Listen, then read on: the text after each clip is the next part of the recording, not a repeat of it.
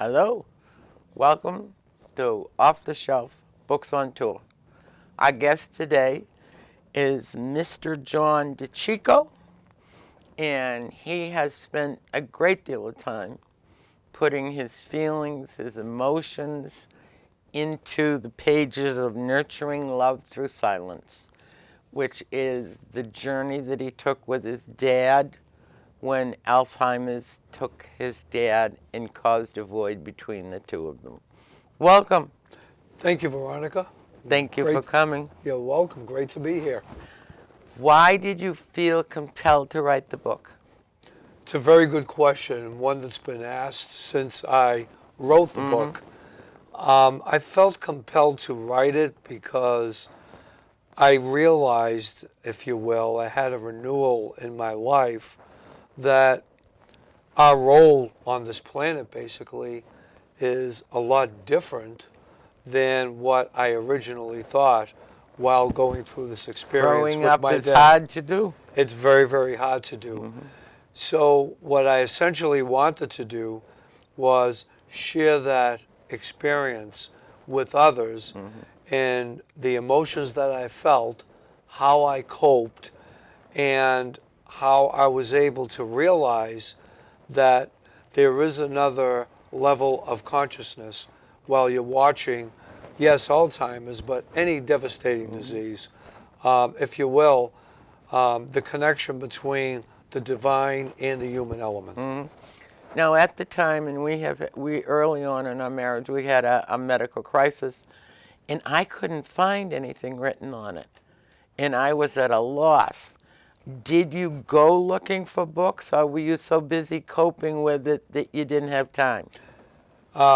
Good question. I really didn't look for it. I've heard so much about it, but until it struck home and I realized that Dad had the disease, it became a reality to what others were Yeah, feeling. it happens to everybody but me.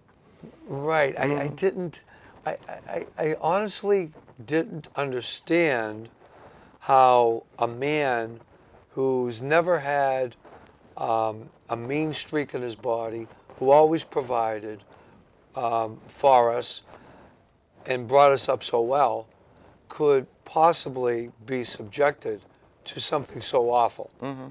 And that was just the emotional part, the human part, and it made me very angry. So I didn't look for books, and I was just coping with it, but more or less, and I'm sure you'll get into this later, but it was about me. I was focusing on how I felt, how I would deal with it, what I would do, and the focus was not on Dad. So You found you found yourself being a little selfish there, and it was a wake-up call. yeah, selfish in a human way, Yes. if Well, that's possible. no, that's very definitely the one.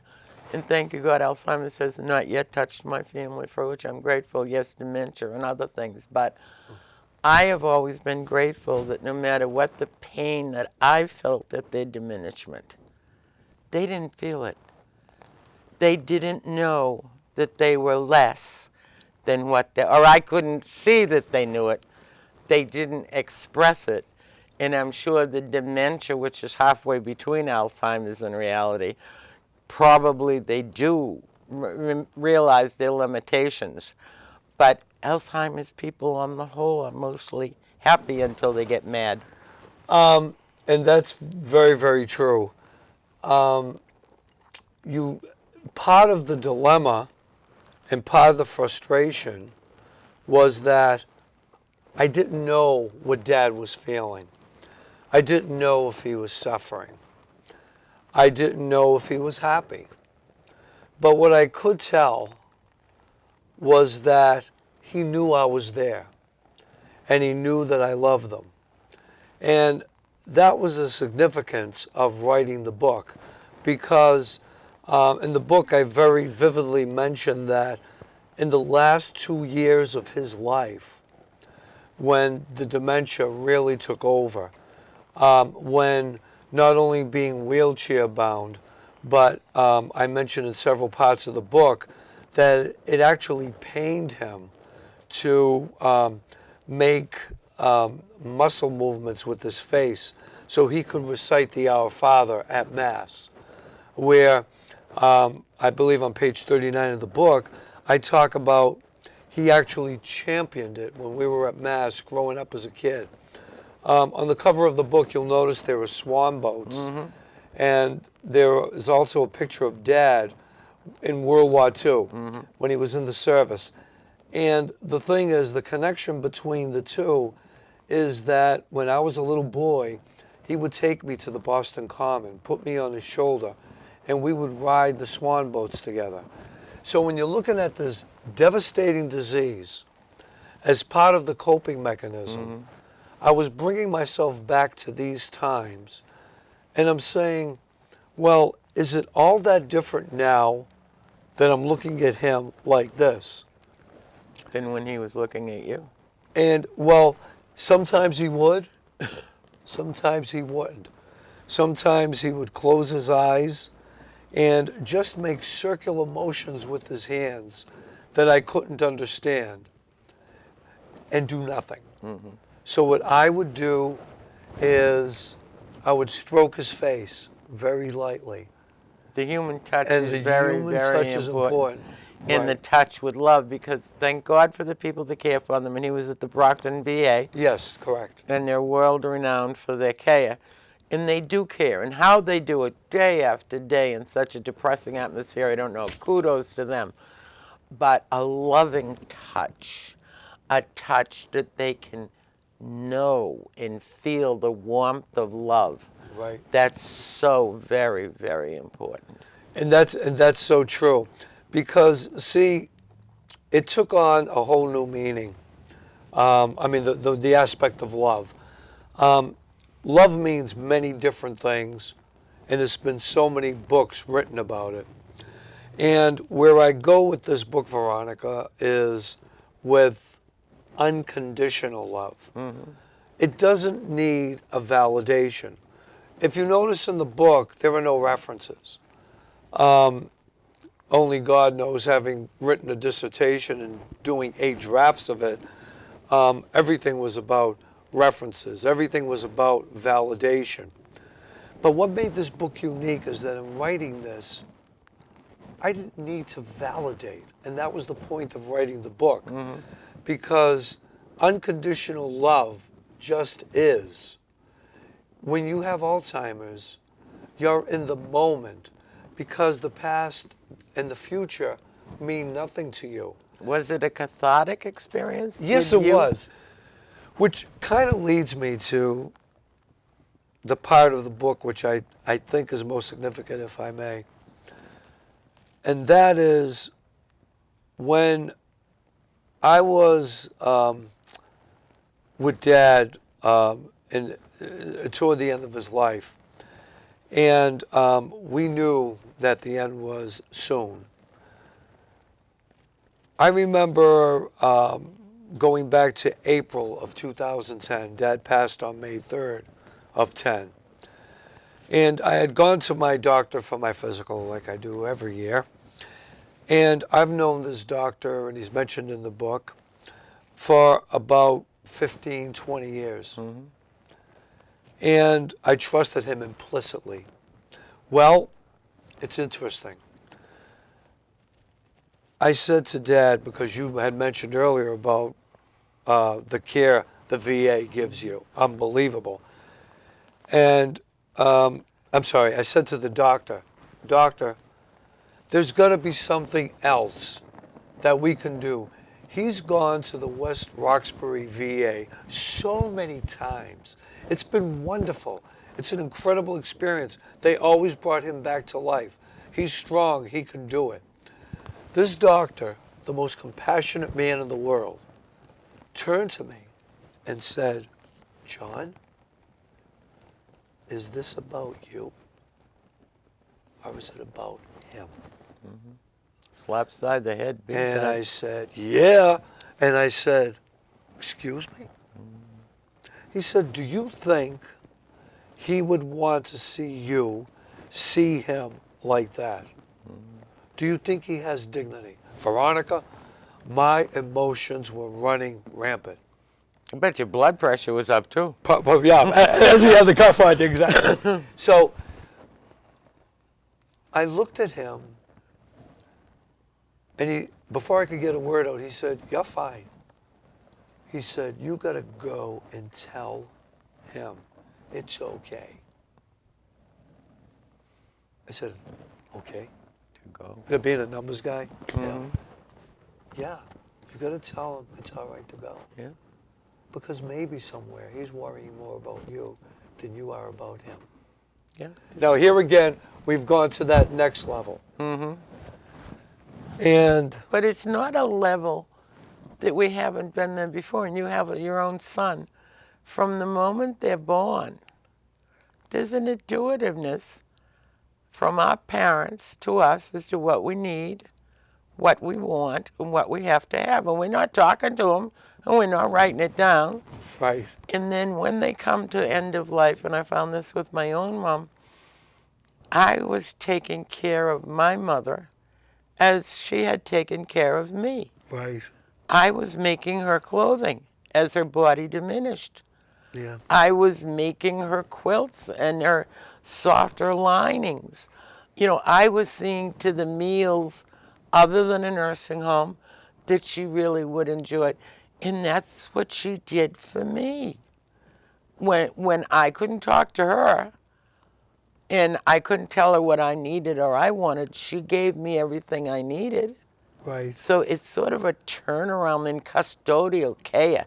And absolutely. that's hard. That's hard to become the caretaker of your parents. And it's absolutely wonderful you're bringing that up because I recently talked to my publisher, and as you know, Dad was a veteran, and he was on 5 major campaigns on Normandy Beach. And now what I'm doing is I am writing the sequel to this book about the caretakers of people who have loved ones that were veterans, and it gets into PTSD and that type of thing. So life has taken an interesting path. And your father led you that way. I really believe that. So anyway, just at the point where Dad was on full oxygen at this point, between my doctor's visit and when he passed, I saw him almost every day. But Veronica, in that last month, I was finding excuses not to go. I Denial. just couldn't. And then I remember something that came to my mind, and why it did, I don't know.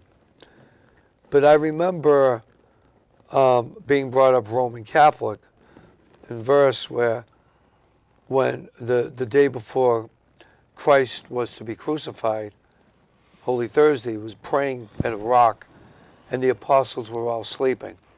And he couldn't understand how they could sleep while he was sweating blood. And then he looks up at his father and says, "Take this cup away from me." That human part. And I was playing that human part. I couldn't go in. I was making excuses. So then that slap in the face really got to me from the doctor. I said, I got to face this. I got to do it. So I walk in, and when we were at the end of his life, I remember my mom was sitting by his bed, and my godchild, my niece, was there. She's a registered nurse, and she just looked radiant. Diana was radiant. And she said, "Let's all take a beat of the rosary together." And I remember putting my head in my mom's arms and just sobbing my eyes out because I knew that was the end. And then I gently went over to him. I stroked him on the cheek, and I said, "It's okay." Well, they all knew I was so close to him and my family, so my brother was supposed to get the call when he passed. At the time, I was teaching the night he had passed. My brother called me and said, "John, I'm going out and run with my wife. Dad's holding his own. He's okay right now. And mother is, she was in an elderly housing complex. She's talking to her friends and so forth." Well, that's all well and good. I said, "Okay, great." So I leave school, and about an hour later, this is the night of the 3rd, it was a Monday, I'm driving home, I get a call from the VA. He said, John? I says, yes. He said, this is Dr. Chang. I'm so sorry to tell you, your father just passed away. I was not supposed to get that call, Veronica. I talked to Mom about it after. She said, Dad wanted you to get it. I find 'cause that all you the took time. care of him every day. And you know something? I know what your next question is going to be. How did you feel when that happened? Because Danielle asked me that when I interviewed with the Author Show. And what I said was, I felt like the connection was still there. Nothing had changed. I was able to deliver his eulogy without once cracking. And what I feared the most, I realized was nothing to fear at all. No. It was Now, something have to you live. discussed the book with your son? Yes, I have. And what is his take on it? I mean, unfortunately, some of these things are hereditary, and we all think way back here, what if it's me? And it's not going to be. I'm not going to let it happen. But And I'm asked that question too. Are you afraid of it? yeah, you never get control of it. But have you and your son discussed? Well, actually, my son is not biological, but he did.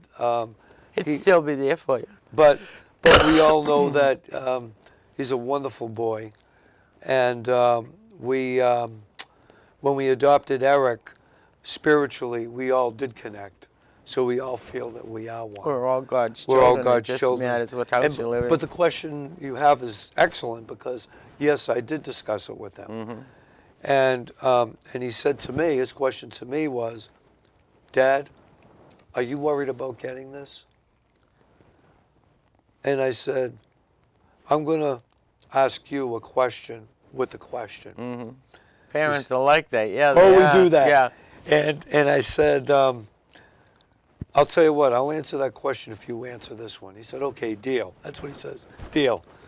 I said, do you remember when you asked us why you and Mommy didn't have children? And what my answer to you was?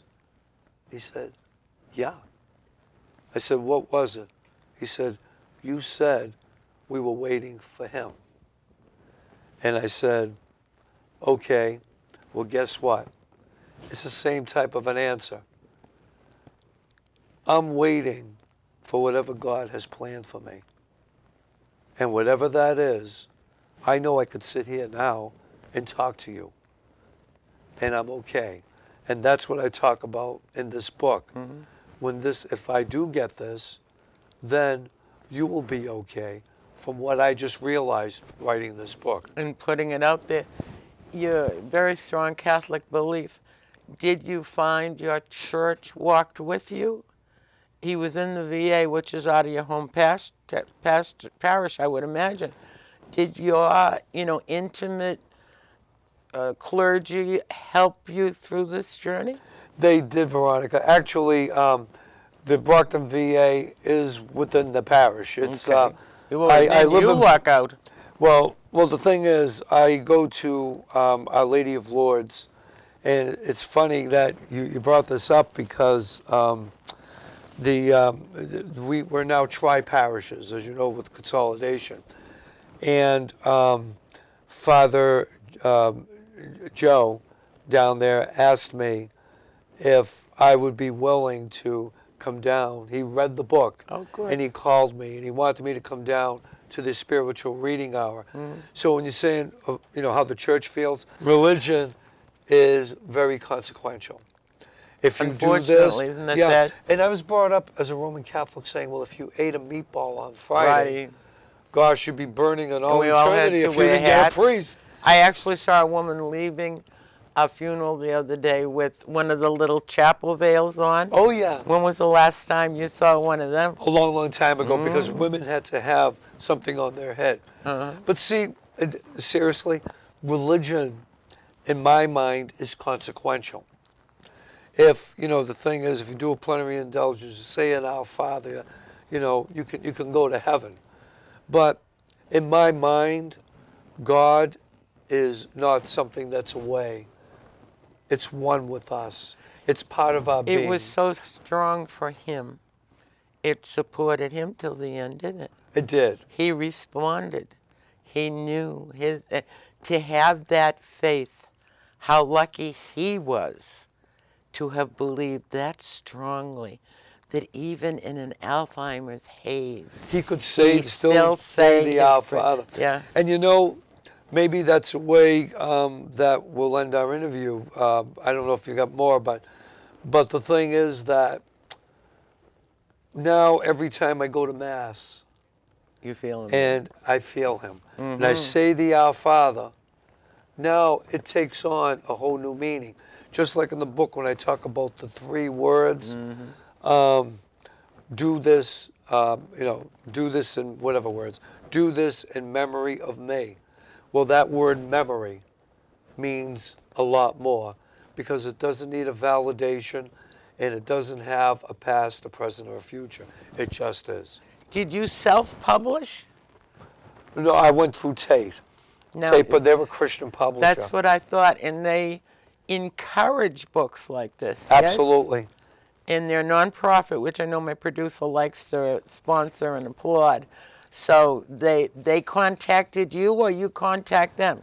Well, actually, when I wrote my first book, my co-author had a connection with them because Ken Strong spent most of his life, he grew up in a nursing home environment. His dad owned one. And at 21, when he lost his dad to cancer, he had to take over that nursing home. He sold it, and then he went to work for another company in Massachusetts, and he did very well with it. And then it's interesting, he moved on to become the Cleveland chapter CEO of the Alzheimer's Association. Oh, wow. And he endorsed this book. Yeah, but don't you find that the people, the workers, the hands-on people, actually know more about our loved ones than the educated 35 degrees after their name who have a real posh office? Well, this is true. It doesn't necessarily put me in that category, but I'm one of those educated people. And honestly, when I went into that VA, even the doctor cried when it was time for Dad to go. I consulted in healthcare for a number of years. When the doctor calls you and says, your salt levels are off the charts, I know what that means. They couldn't get an IV into him anymore. So you literally starved to death. And that's a shame, and I'm sorry that you had to go through that, and I'm sure he is too, but he left you a legacy. Now, one thing I didn't know, I kept a journal, and that was very important. Oh, yes. Because at the end, I was alone. I didn't have brothers and sisters, and as good as my family and my husband was, it's still not the same, but I could express it in the journal. And a year later, when they told me they were going to give her this particular medication, I could say, no, you can't because she had a violent reaction to that. And they'd go back in their records and they'd say, no, no. And I said, oh, yeah. And I could go back to the journal and get that account and the date that the day they gave her this particular drug, it caused it. And they'd go, oh, yeah. So keeping a journal was cathartic and comforting for me, and it was extremely beneficial. Absolutely. So anybody who's facing this journey, and it is a journey, so that they don't feel alone, please read the book. It's full of very insightful things that will benefit your life. Where can it be purchased? They can go to my website, which is www.nurturingalzheimers.com. And I have an interview on there that I did with the author show. It's a podcast. I want to share and help as many as I can cope with this disease. Thank you. Has it been well received? Yes, it has, very much so. And now our interview is over.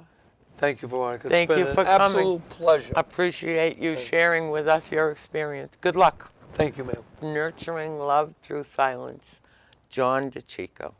Thank you for being with us. Bye.